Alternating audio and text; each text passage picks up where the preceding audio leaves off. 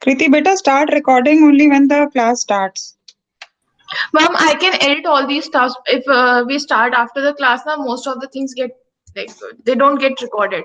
So I'll Okay. edit these things. Okay. Then you will wait for 5 minutes. There are only 13 students. Okay. Yes, ma'am. And the Okay. class starts from 2:05. All right. All So right. All right. I'm here.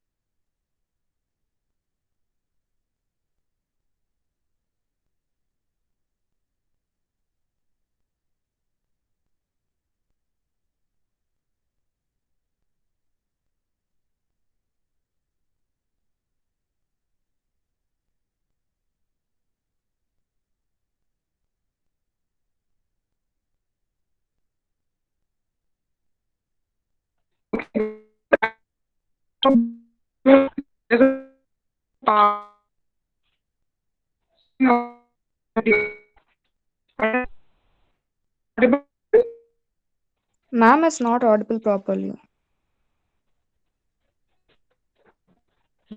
Let me stop the video and see. Okay. Is it better now?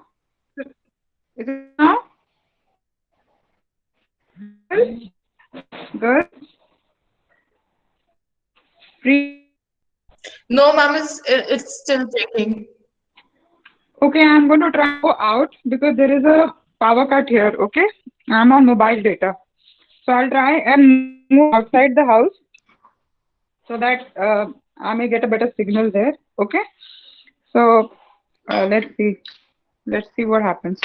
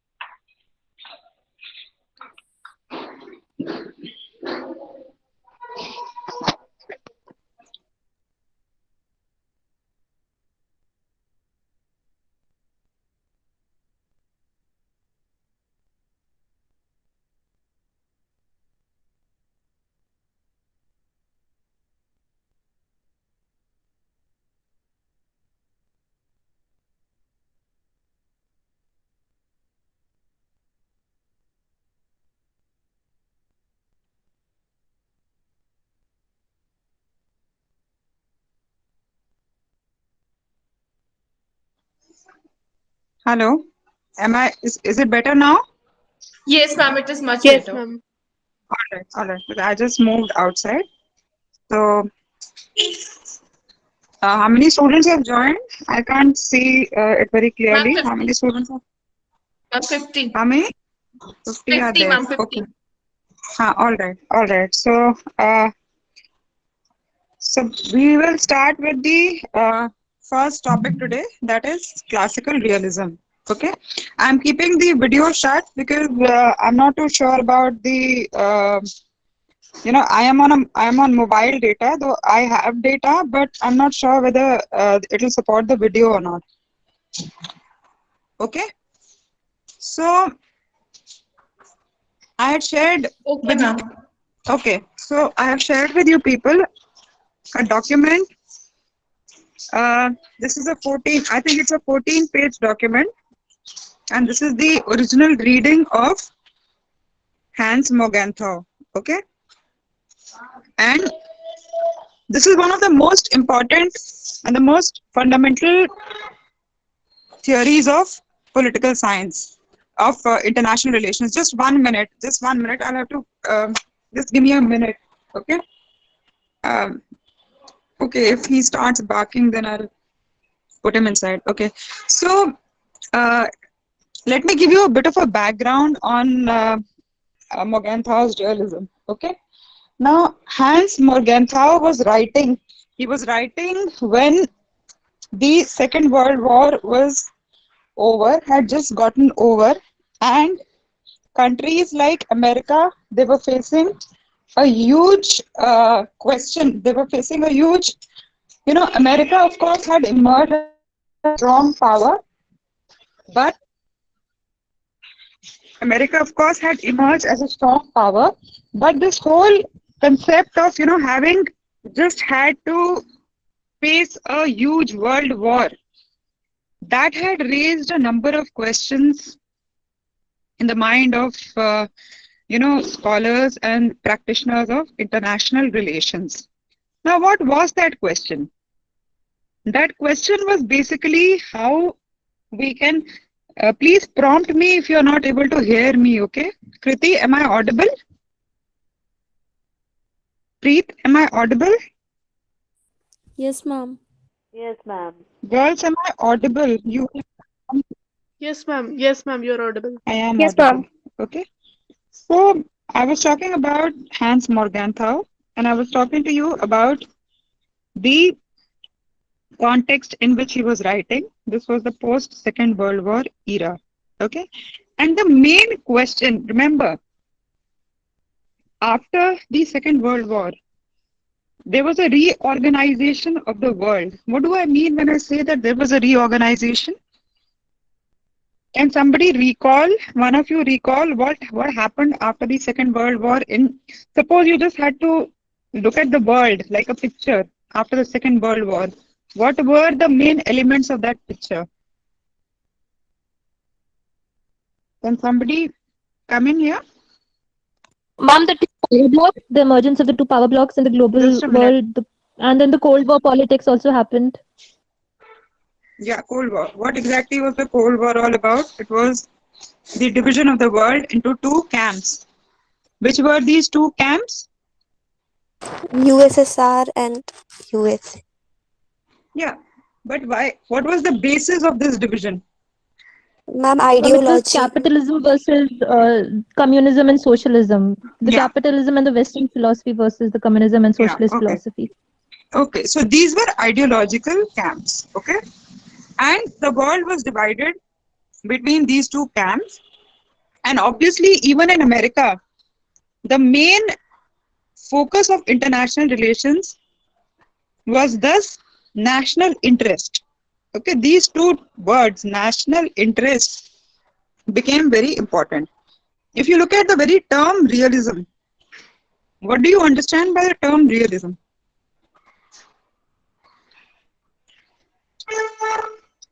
Have you people come across this term in any subject that you have studied so far?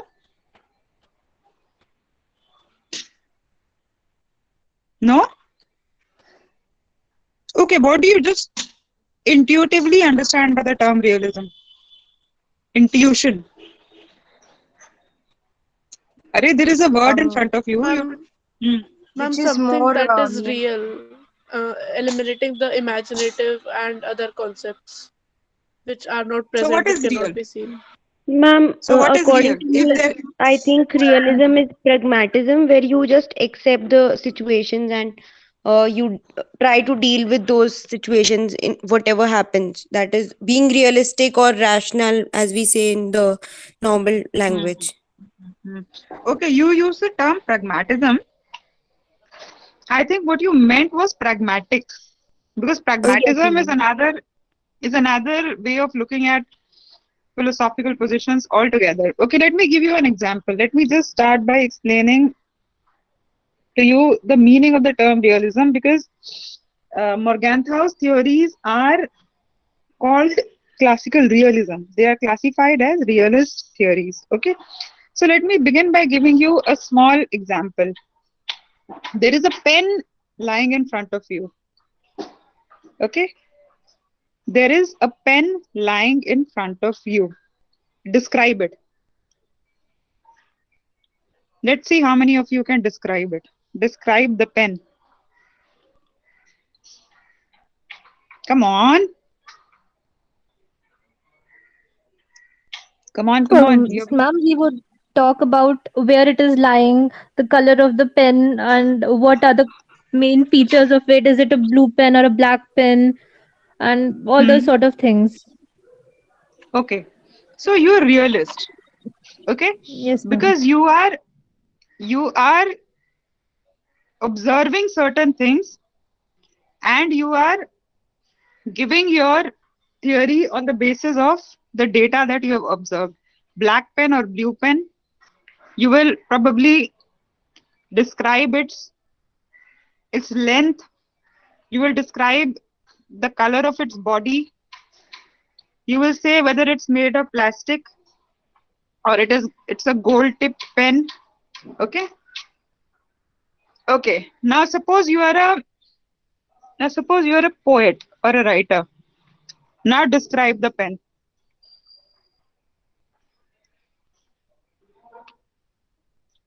Nobody is a poet in this class? Mom, then one will explain it in a way like poetically, in like how it's used, the use of writing, and what like words coming out of pen and all that. Like Hmm. a poetic kind of language will be used to describe like what it does and all that thing. I think. Okay. Yes. So Mostly, yeah. uh, mostly use it with metaphors.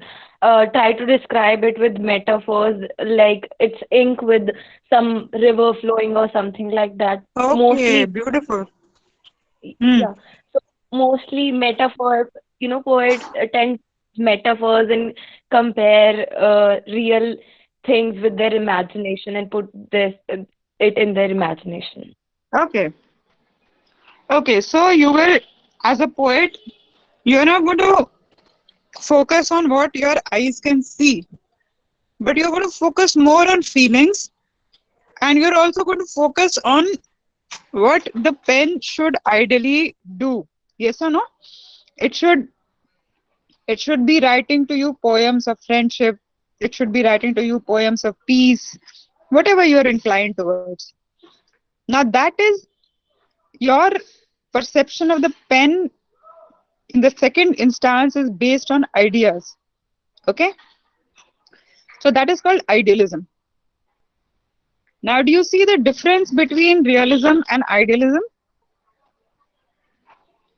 Yes, Do you see ma'am. the Yes. difference? Yes, ma'am. Yes, ma'am. Okay, there is a very clear difference between realism and idealism. Realism tells you these are all philosophical positions. Okay, these are philosophies. Now you'll tell me, why is ma'am discussing philosophy in a class on international relations? Because in the humanities, your philosophical positions determine how you deal with data. Okay, how you deal with events. Philosophy is the basis. This little bit of philosophy everybody should know. Okay, so now you clearly see how there is a distinction between realism and other philosophies. Realism goes in for this. I'm giving you a very basic description so that you can, understand the term better. So, realism goes in for empirical data which is observable through the senses. Okay. So, let us see what Morgenthau says about political realism. Okay, this is a very the reading that I have shared with you is a original writing. Okay, so you may not find it as easy as, I shouldn't use the word not easy. It's a very absorbing reading. Okay, and we will go through all these. You will see finally how interesting and how good it is to read original readings, especially classical authors like Hans de Morgenthau. So I'll request all of you to follow me while we are going through this. Okay. So basically, Morgenthau has outlined 6 principles of political realism. These form the basis of realism, classical realism in international relations. Okay. So what does he say? He says that political realism believes that politics, like society in general, is governed by objective laws that have their roots in human nature. Okay. So the important word here is, he says there are certain objective laws which govern society. Okay. And the second thing he says is that where do these objective laws lie? It's very important to look at the word objective. What is the meaning of the word objective?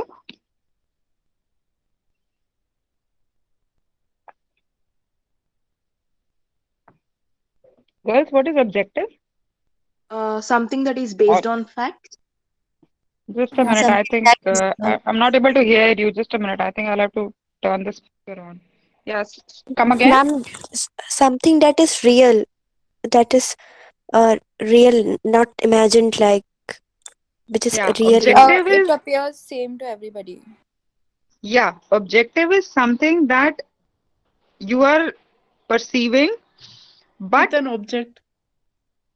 with and that object will appear the same to everybody who is perceiving that object. Whereas subjective means that your own feelings and emotions are intervening. Okay. So Morgenthau says that there is a society in which we all live, and this society is governed by objective laws. He's saying they are not subjective. It's a very big thing to say. Despite the fact that we are talking about society and society in which individuals are there, he says that whatever you say, there may be individuals in society. Society is, after all, a group of individuals. But even there are certain objective laws.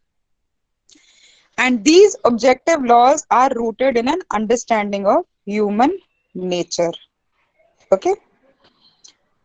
So he says that let us try and understand these laws, which, and for that, we also have to understand what is human nature. So this is his first principle. If you have to write an answer on Morgenthau's principles of realism, which very often comes, almost every year you have a question on 6 principles of political realism. Okay, so then his first principle is that society is governed by objective laws which have their roots in human nature. Having said that, let us understand what he is trying to say. Okay, obviously, the very first thing he says is that these laws are not dependent upon individual preferences. Okay, so he says that what, now let's go a little more into what he says about these laws. Okay, he says that because these laws according to which society is governed, because they are objective, then you really have to be very careful in politics and in international relations to distinguish between truth and opinion. Okay, so what is truth and what is opinion, girls? Ma'am, truth is something which is proven by a fact or empirical data, whereas Yeah. opinion is anybody's personal view which may or may not be correct. Okay, so Ma'am, this is truth what, has consent of all, whereas opinion can be different of different individuals. yeah, and why does truth have, see, Morgenthau says truth is supported by evidence and reason. Okay, and facts. These are the things, these are the three things that he says which are important. Okay, and opinion, he says, is subjective, may or may not have support of facts, usually it doesn't, and is also supported by prejudice. Okay, so what have we gone through so far? The first principle of political realism according to Morgenthau is that there are objective laws which govern society and politics. Okay, and that, where do these laws originate from? They originate from an understanding of, from human nature. Okay, then he goes on to elaborate. He makes this more deep. He says that because these laws which govern society, which govern politics, are objective, that is why if you are following these laws, if you are following objective laws, then you can distinguish between truth and opinion. The third thing he says is that he tells us then again, what is the difference between truth and opinion? He says, truth is supported by facts, by evidence and reason, whereas opinion is subjective, it is influenced by prejudice and is influenced by wishful thinking. Okay? So, okay, is this much clear? Is the argument very clear up till here? I hope there isn't something very tough up to this point. If there is anything that anybody wants to ask, we are going to enjoy this. We are going to go really slow. Okay? So if there is anything that anybody wants to ask at this point of time, I'm willing to discuss. Any point that we have talked about so far, which you feel is not very clear?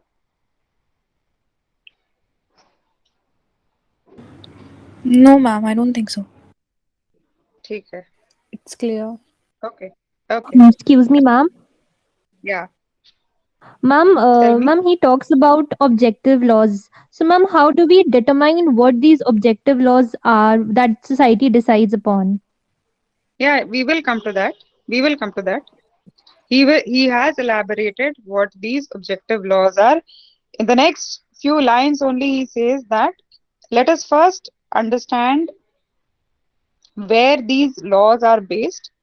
These laws, he says, are based in human nature. Okay? We will come to your question will be evidently answered. Some of the questions will be answered as we go through the entire text. Okay? I don't want to preempt those. You have to reach that conclusion. So we'll keep that aside, but we will also keep it in mind that what are these objective laws? Okay? So he says that let us try and examine what he says about human nature. Okay? He says human nature is not something that we are discussing right now in the 19th or the 20th century or even in the 21st century. Human nature is something which is old as probably we have been discussing it in all civilizations as old as Greek and as old as Greek civilization, Chinese civilization. And he says, so it is an old thing. It's something, human nature is something that we have already been talking about for centuries. Okay? And he says, because it is based on this understanding of human nature. I'm sorry, you people will hear a lot of outside noises because I'm sitting outside the house. Okay? You'll have to just be patient about that. Okay? So, he says it is rooted in ancient civilizations, and he says that's not a bad thing. It's not a bad thing because old can be good also. Okay, let us take a small digression here, a small break here. What do you people know about discussions on human nature? How have we understood human nature, and is human nature even something which is worth discussing when there are so many other bigger pressing problems in the world? Is human nature something that is even worth discussing, and how do you understand human nature? Come on, all of you have done a paper on political theory. You couldn't have gone ahead without discussing. You have done political theory, haven't you? Yes, ma'am. Ma'am, after Ma'am, human. enlightenment, when enlightenment took place, then the focus was shifted to the human reason. And human reason is that which is based on the reality, facts, truth. Human nature is that which is based on the reasons, reality, truth, facts, and it does not takes into account the things which are not means which are not useful or which are not useful for human also, but they are just designed for outside purpose, not they have any impact, or we can simply say that they don't have any reason to that. Ma'am, Okay. according to me, human. human nature, it is highly selfish. So Hmm. just like that, the state is also becomes selfish like human, and they are just emphasizing on their selfish interest. So who had given this theory of human Hobbes. nature? Ma'am, Hobbes. Thomas Very, Thomas Hobbes. Hobbes Hobbes. very, in his very, book very well, very Leviathan. well. So Hobbes said that man is nasty, brutish, and short. That's what he had said. Man is selfish. And selfish, yeah, it's he's selfish, nasty, brutish, short, everything. And so therefore we had Hobbes was a very influential thinker, and therefore a lot of other thinkers they built up on this theory that Hobbes had built. So there was always a response and a stimulus kind of a discussion on human nature in Western philosophy. Okay, so what do we understand about? Is that it? Is Hobbes the only thing that is the only thinker who influences you about human nature, or is there something else? Is Ma'am, there someone when else? we human nature, the theory, a number of theories were given by the philosophers. For example, Rousseau said that is human by nature is someone who is collaborative, who works in a society, in a unit, and can collaborate and is peaceful. Whereas on the other hand, philosophers like Thomas Hobbes said that he's shellfish, he's short-tempered, and he cannot unite with each other, and it organized themselves and it organized the whole society to get a sort of feeling of security. So there are various theories about the human nature, and it is a fact that human nature always decides everything in a society, whether it's politics, economy, philosophy, everything is decided by human nature. And this is because of the reason that when this human nature predominated in the theory or the political discourse, we tried to switch to the quantitative revolution. For example, in geography, we also saw it in 1950s and 60s. In political theory, we saw it in 1925 and after that. So that is how human nature changed and how we try to incorporate that human nature in the political discourse with the time. Okay. Okay, my question to you was slightly different. Okay, I what you said is absolutely correct. Your observations are absolutely fine. My question to you, then let me put it a little more. Let me put it a little more clearly. Just give me a minute to see if the light has come and I can move inside. Just give me a minute. If this is quite cold outside, I'll just see if yeah, the light has come. I'm shifting inside.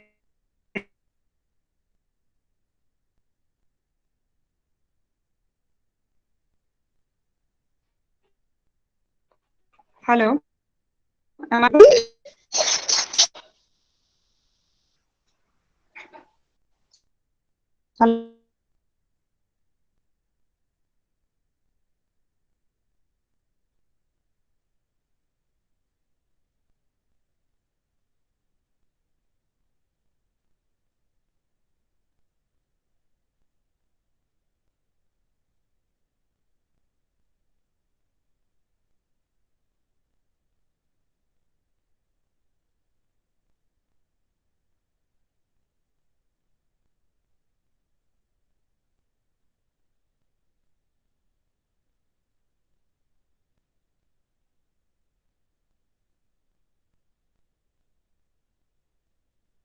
Ma'am, you're not audible.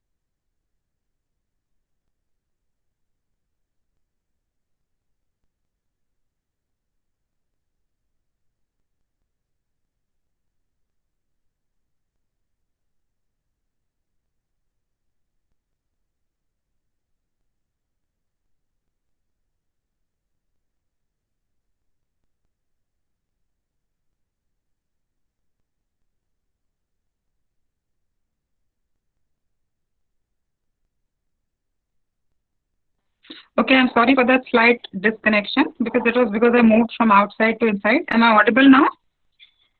Yes, ma'am. Okay. Yes, ma'am. Yes, ma'am. All right. So before I had slight disconnect, the question that I was asking you was it was different. I'm asking it to you in a slightly more, to the entire 84 students here. Think about it. It's a very important question. And it's an important question because very often, it's not just with your class, but very often when any class is asked this question, the first theorist that comes to their mind is Thomas Hobbes. And then I start getting a feeling that I'm sitting in a class, maybe in the United States or in the United Kingdom, because what are your observations about the theories of human nature which are Indic in character?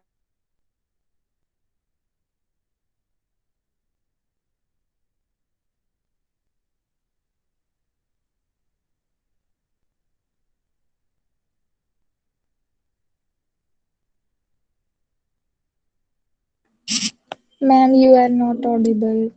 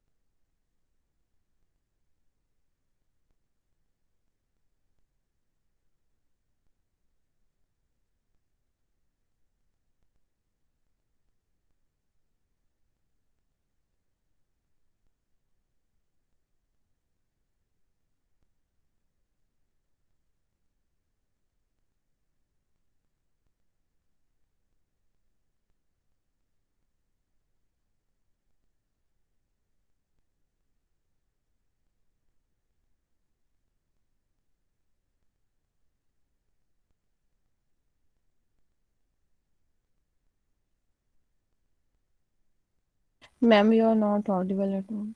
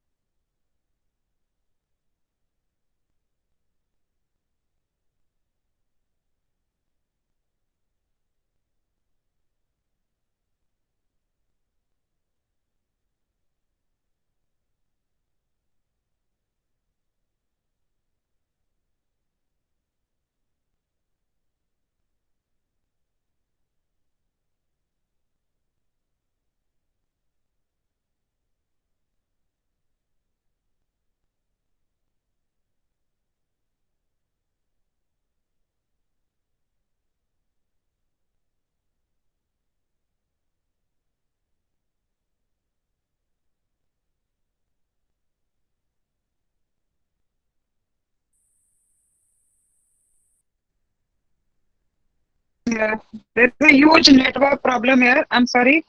I got logged out and could completely not log in. Okay. Ma'am, now So you're audible. yeah.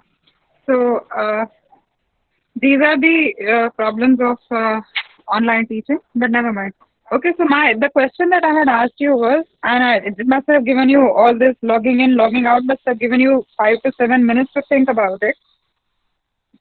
What are our own theories of human nature?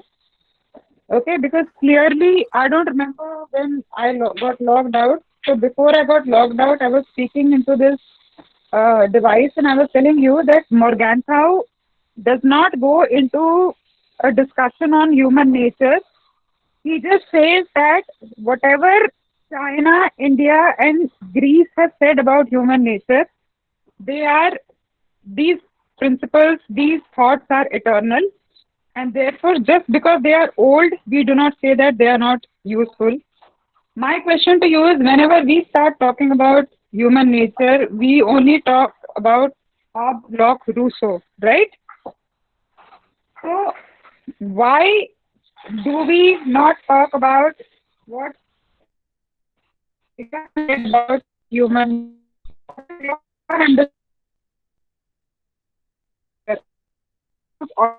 audible? Excuse me, ma'am. Ma'am, Ma'am, if we talk about according to India in general, ma'am, then in most of our philosophies, it's all about self-realization, consciousness, how our thoughts influence our actions. So human nature would be resulting because of the actions of our own self, of what we deliberately do, of what we think of, because our thoughts become our actions. Yeah. But still, we have a very concrete idea about human nature.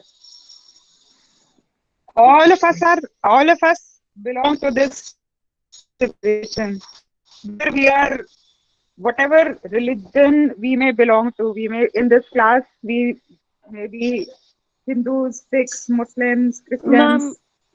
ma'am, shall I? Yeah, please. Ma'am, according to me, the behavior of human which influenced by their society and that vary among societies, which includes way of thinking, feeling, and actions, which we say is something that that shows us human behavior, human nature. You're right, Ma'am, Pratibha. Hinduism, Tell Hinduism me. describes the human nature in two forms, which is the Atman and Ahamkara. I do not know if it is relevant in this context, but Atman means the experiencer in our body, which experiences all the events happening around in the life. And the other thing is Ahamkara, which is the physical characteristics which make a human complete. You have, Sejal, you have given a very good description about what our civilization says about existence. But it, based on what you have said, there is an idea about human nature which is there in our civilization. You're right. There is the Atman. Atman is very important in our understanding of Indic. Whether you talk about, Hinduism, which is a very broad term, which is actually not something which is very well defined. That's why I use the term Indic. Okay. Whether you talk about, all the philosophies that have, originated in this land, Buddhism, any Sikhism, Hindu thought, there is a certain underlying conception of human nature which can be described in one line. And it comes as a surprise to all of us because we are so used to thinking about Hobbes, Locke, and Rousseau. I will just give you an introduction to what India says about human nature, and very similar thoughts you will find in Chinese philosophy. Very similar thoughts you will find in Greek philosophy also. After all, let's not forget that Enlightenment took its inspiration from ancient Greek philosophy. Okay. In India, We do not believe Hobbes. We do not even understand what Hobbes is saying when Hobbes says that man is selfish, man is nasty, man is brutish, and that's why we need the state. So, because we do not agree with Hobbes, we do not agree with Locke and Rousseau also. In India, we say that in every human being there is Ishvara, Buddha. Every human being is a bodhisattva. Do we or do we not say that? What is Buddha? What is the meaning of the term Buddha? Enlightened. Enlightened. And Buddha says, Buddhist philosophy says, Shaivism says, Vedanta says, Sikhism says that within every human being lies a Buddha. That is why you are a bodhisattva. What is a bodhisattva? Bodhisattva is somebody who has the potential to become Buddha. How beautiful is this? Tell me. And how totally contrary to what Hobbes is saying. Is it or is it not? Yes, ma'am. 81 girls here. Yes, Do you ma'am. feel good about yourself? This is your Yes, ma'am. philosophy. This is your Absolutely. philosophy. Okay. Ma'am, these both philosophies are like totally different. Here we like feel positive, and there it's like a negative thought comes in our Yeah, mind. yeah. Yeah. It's a What good. does Shaivism say? Or in fact, what is the meaning of Aham Brahmasmi, which is a Vedantic? Yes, ma'am. इसका मतलब कि I am the God. I am Brahma. I am God. God. Yes, ma'am. I In am fact, we don't. supreme. Yeah, we do not have the concept of God in in Indic thought. What was God in Indic thought? So many stories you people must have heard about Devata. What are Devatas? Ma'am, devatas are ideal human, They are just they basically. are ideal humans. Yes, ma'am. They're not something sitting in the sky. Much unlike what is depicted. Devatas are very much, I mean, there are stories in which Devatas are also punished. Who can Yes, punish ma'am. God? Yes, ma'am. There is a story of Bhrigu Rishi. I don't know how many of you have heard it, in which Bhrigu Rishi is talking to Lord Vishnu, and he gets Ma'am, ma'am, And he even kicks him, ma'am I even think. Gandhari ने भगवान कृष्ण को श्राप दिया था. Yeah, you're right. So I was telling you about the story of it's a very interesting story about Krishna is still considered an avatara of Vishnu. But Yes, yes, I'm ma'am. talking to you about this story about Lord Vishnu only. Okay, whose avatar we say are Ram and Krishna. Okay? So Bhrigu Rishi was very angry with Vishnu, Lord Vishnu, and he was so angry that he kicked him on the chest. Bhrigu Rishi kicked Lord Vishnu on the chest. So what was Lord Vishnu's reaction? Lord Vishnu folded his hands and he said, "Hey Rishi, forgive me. My chest is like a vajra. Your feet are soft. I hope you did not get hurt. I'm sorry." So that is our devta. Okay. So we do not even have a concept of God. When we translate that as God, there is no translation. So here you have Vishnu, who is supposed to be the most he's supposed to be the most important God in Trinity, in the Trinity, Brahma, Vishnu, Mahesh. Okay? And here he's telling a rishi that I'm sorry, sir, your feet would have gotten hurt. Forgive me. Okay? So such is the concept of human nature in our thinking, in our thoughts. Okay? So it is very nice that this discussion went into philosophy and then it goes into human nature. See, Morgenthau has taken us from where to where. Okay. So now I will leave you with this thought, and In the next class, we will again recall the first principle of realism, political realism that Morgenthau has said. Basically, what Morgenthau says is that, I'll recall the first principle.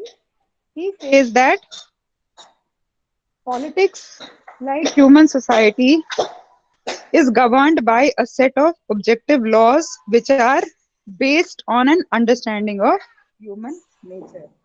Important keywords here are objective. Okay. And then he goes on to elaborate human nature, though he does not go into a discussion of human nature in his first principle.